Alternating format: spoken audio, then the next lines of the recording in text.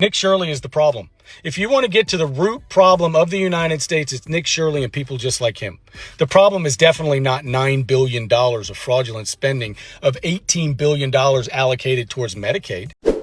This guy has a funny take on the Nick Shirley situation. Surely you've heard the story by now. It's not the fact that we don't have any auditing or any checks and balances or any verification process to see if the services are even being provided. It has nothing to do with the fact that we just pay any invoice that comes across the government desk with no questions or verification process at all.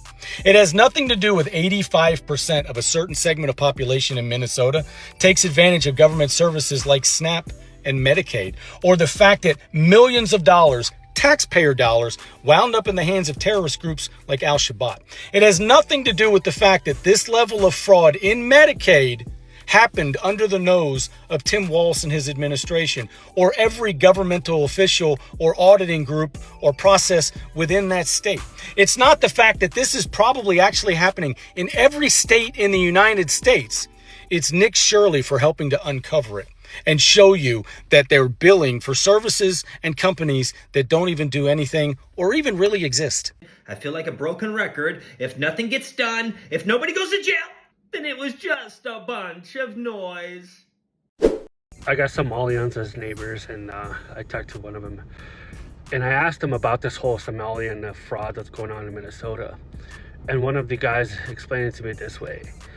He said back in Somalia, a lot of them come from clans, and Muslims have this thing where their spoils, even their Prophet Muhammad, whatever, he would go out and plunder people, and the spoils of war would be considered rightfully theirs.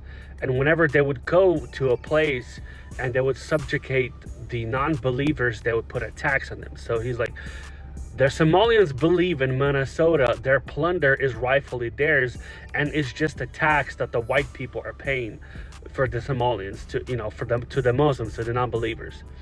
And so they do not comprehend the Western laws. They don't understand it. It doesn't compete to their Sharia law that they're practicing.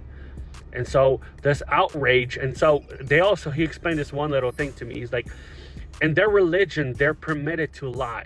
So when you see all these Somalians in Minnesota, being outrageous that their fraud is being exposed, he's like, they're permitted to lie. They're permitted to tax the non-believers. They're permitted to practice their Sharia law. They're permitted to plunder because in their belief system, it is rightfully theirs.